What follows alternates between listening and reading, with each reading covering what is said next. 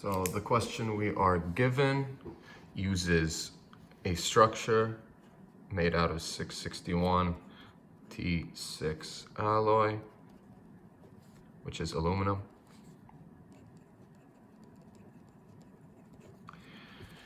And we are given a free body diagram that has gauges on it. Here's the y-axis, the x-axis, and we have three gauges. The first one is coming downwards over here. This is gauge 1. This is making 75 degrees between the x-axis is now there.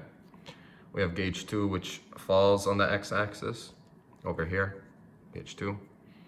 And then gauge 3, which comes forward and upward, also making 75 degrees with the x-axis, but in the counterclockwise. So this will be positive and this one should be negative. We're given the strains of these gauges. I'll write them over here. So strain 1 is going to be negative 150 times 10 to the negative 6 inch per inch, which just means unitless. E2, so strain 2 is going to be 400 times 10 to the negative 6 inch per inch. And strain 3 is going to be equal to 250 times 10 to the negative 6 inch per inch. So from this, we're going to use all this strain rosé data to find the equations for strain X, strain Y, and then gamma XY. But to do this, we need to use the strain equation, which was given. It is the strain is equal to the strain X cosine squared. The angle is going to be whatever strain you're using, the angle it is towards the x-axis. So over here, I'll just write that the strain 1 is going to be, since it's in the negative, since it's in the downwards, it's going clockwise, this will be negative. So it'll be at negative 75 degrees. E2 is on the x-axis, which means it'll be at 0 degrees. Sorry if you can't see that. And then this one will be at 75 degrees. All right. And I'm sorry, we're asked to find sigma 1, sigma 2, and tau max, which is the max shear force, and then this would be the max and the min. So we have stress is equal to stress of X cosine squared the angle. The angle is, like I explained, one of these angles over here that they're making. That'll be plus the strain on Y, sine squared, let's call it theta, plus gamma XY, sine theta, cosine theta. So now we'll create three separate equations for these three strains. So I'm gonna start off with this one, strain 2, because it's on the x-axis, and based on what we know about sines and cosines, we'll know that sine of 0 is 0, so this will just disappear, and sine squared of 0 is 0. So we're gonna be left with E equals EX cosine squared theta. So we can just write that as 400 times 10 to the negative 6 is equal to strain of X cosine squared of 0 degrees. And cosine squared of 0 degrees just is equal to 1.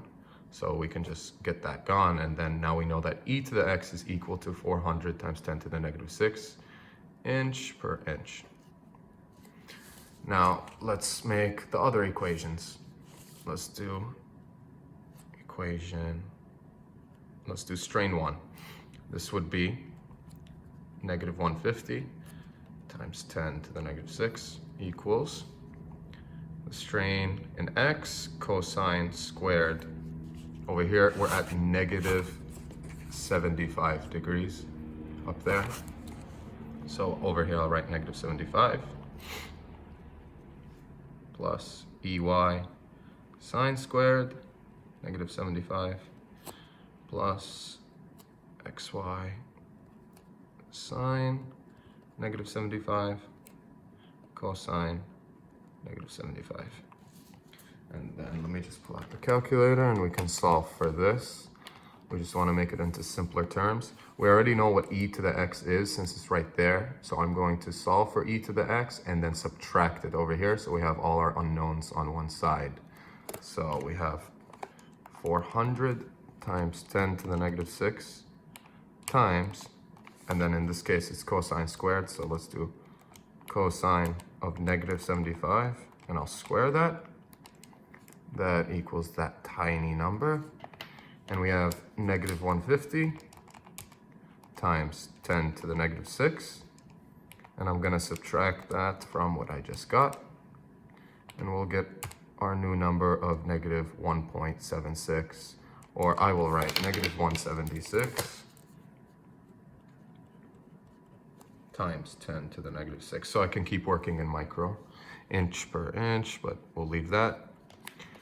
Sine squared of negative 75, sine of negative 75 squared is going to be 0.93. We'll go 0.93 stress on y plus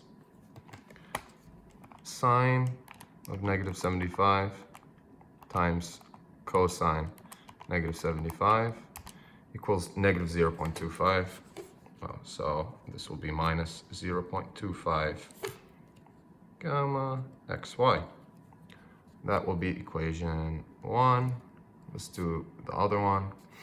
So the other one is going to be with strain in gauge 3, which will be 250 times 10 to the negative 6, but that will be at positive 75 since it's going counterclockwise.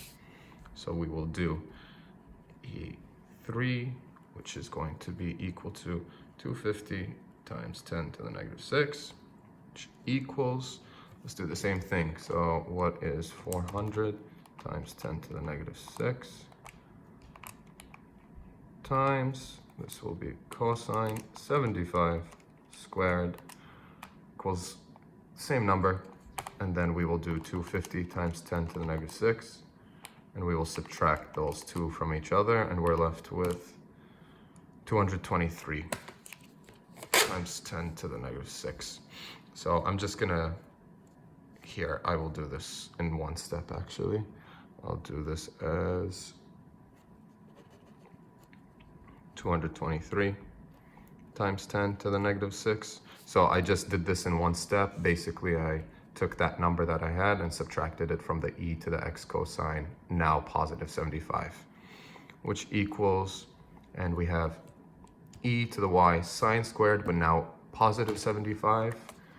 So that will be sine 75 squared, which will equal 0.93 again.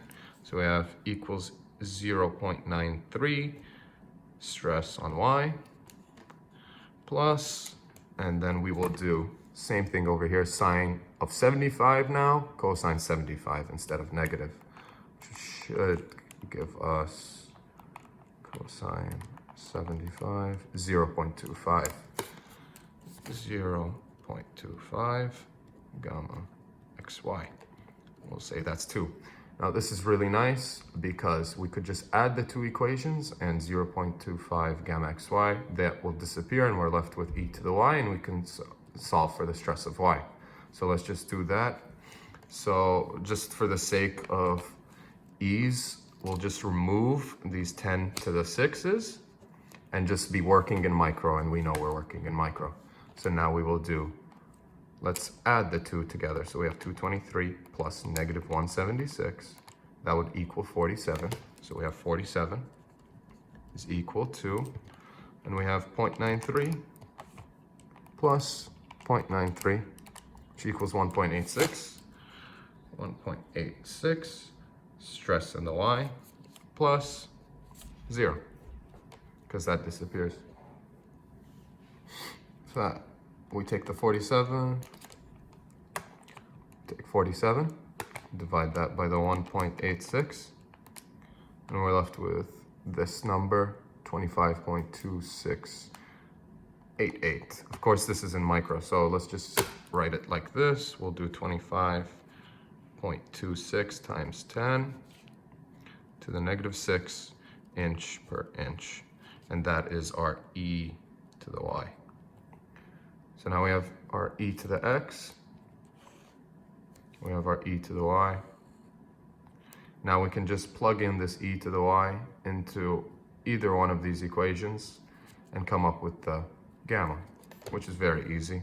So we will do it like this, xy is equal, and let's use this equation over here. We'll do 0.93 times the number we just got out times 10 to the negative 6, since we were working in micro.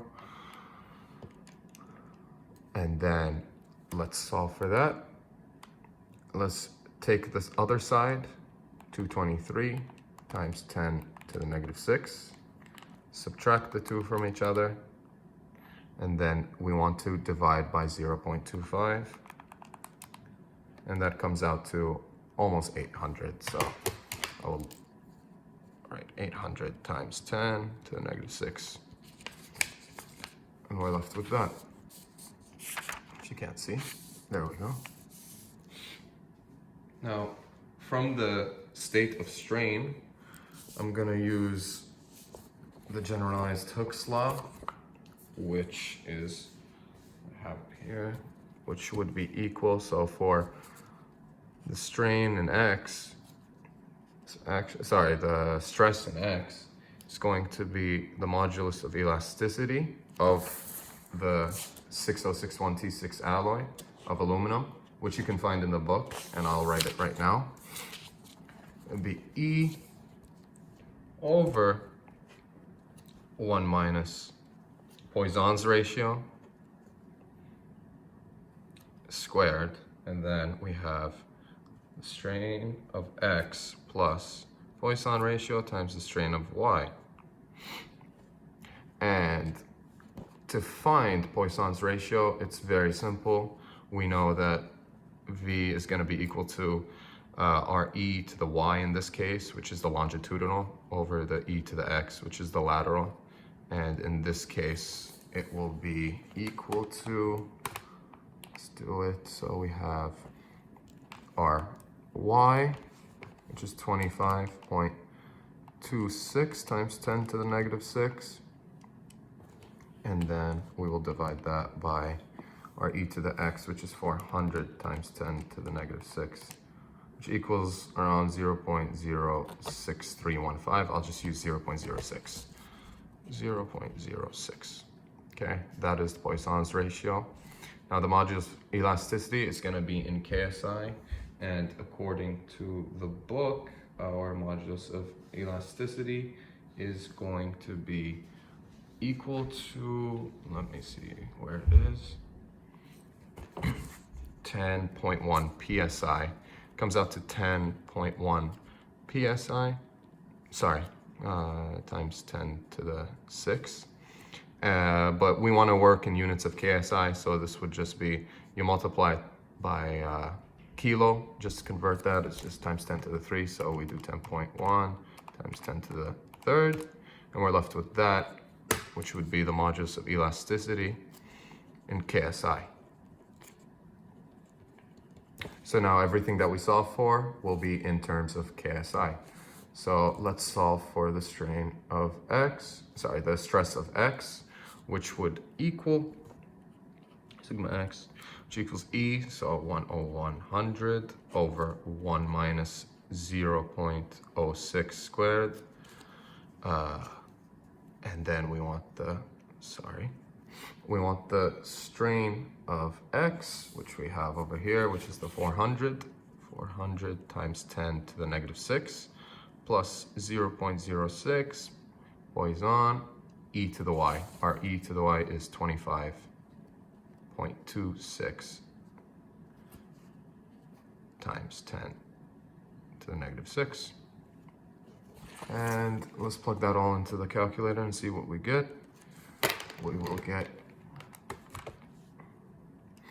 let's do 1/100 over 1 minus 0.06 squared.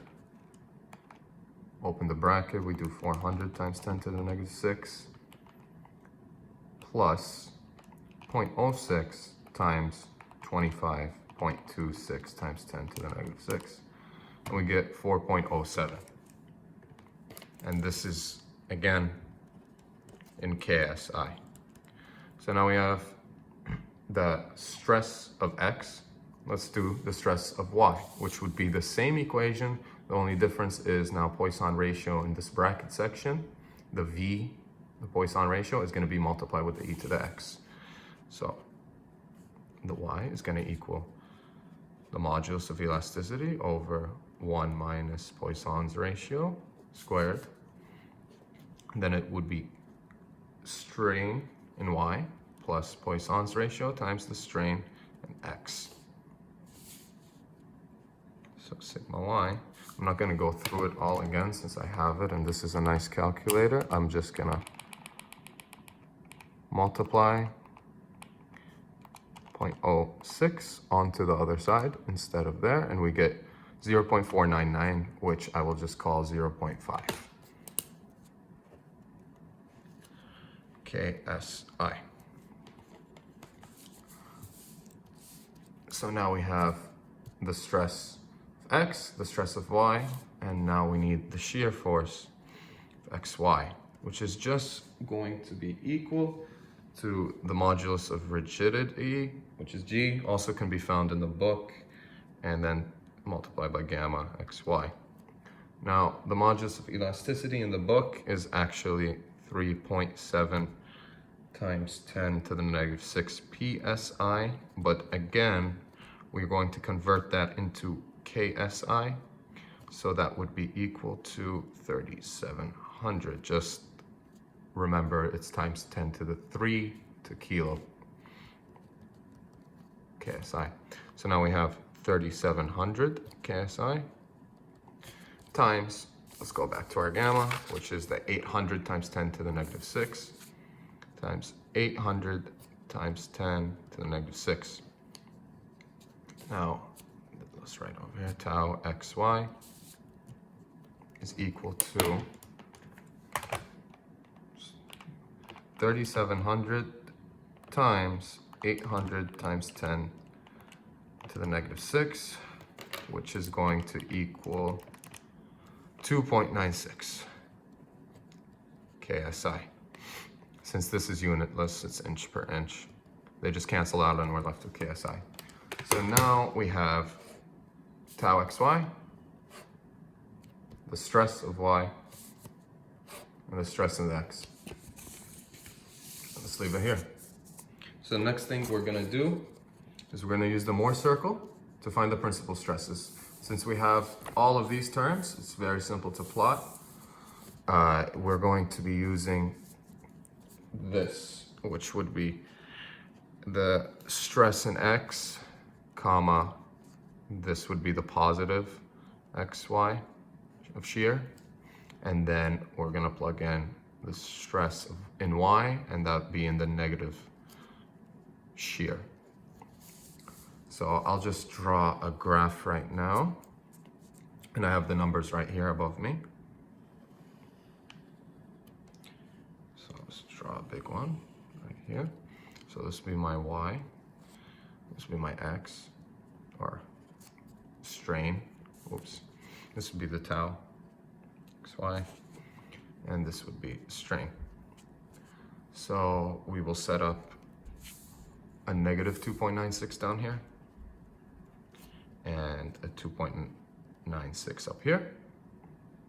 And we have 0.5 and 4.07. So let's put 0.5 right here, 0.5.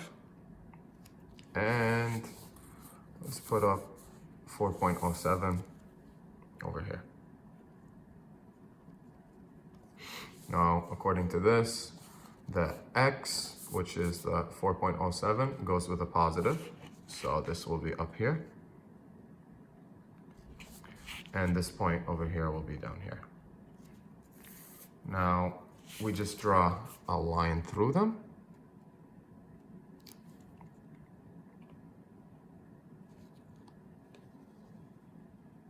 Roughly like that. And let's draw a circle around. a rough circle.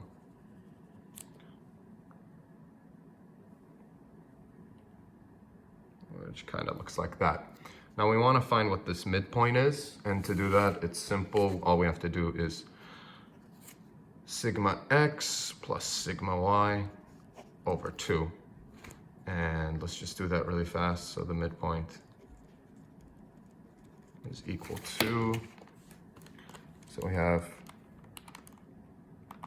0.5 plus 4.07 over 2, and that's 2.285. Which would be this point right here, 2.285. And I'm just gonna draw a tiny triangle over here because now we want to find what the radius is. Now we want to find what the radius is, and we also want to find what sigma 1 and sigma 2 is. Sigma 1 and sigma 2. Now to do this, this is very easy. We can just use the hypotenuse. So in this case, this would be a 2.96, the length. And then to find this difference, so I'll just draw the triangle down here. This will be 2.96. What we want is the radius, so this will be r. And down here, we have 4.07, and then we want to subtract 2.285 to find the difference, which equals 1.785. Now let's solve for the radius, and then that's very simple. And to be very clear, the radius is also going to be the tau max, because up here we're going to have the shear, so this would be the shear max, the radius itself. So r equals tau max, which equals 1.785 squared plus 2.96 squared, and then you square root it, and we get 3.45. So I'll just do that math really fast. 2.96 squared plus 1.785 squared, and that equals 3.4. And then I'll just round it, so it'll be 3.46. KSI, which is tau max, the shear max. Now to find sigma 1, we're going to take the midpoint and add the radius, and sigma 2, we're going to take the midpoint and subtract the radius. So in this case, we're going to have 2.285 plus the new radius, which is this, 3.46, which will equal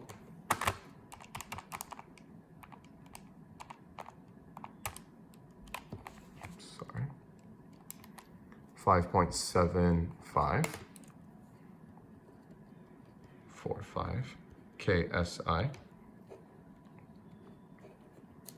And then over here, we're going to have 2.285 minus 3.46, which would equal, let me just go in here, subtract, negative 1.175 KSI.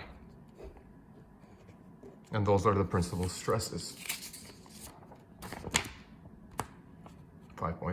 Negative 1.175, 5.745, and 3.46 as the shear max. Thank you.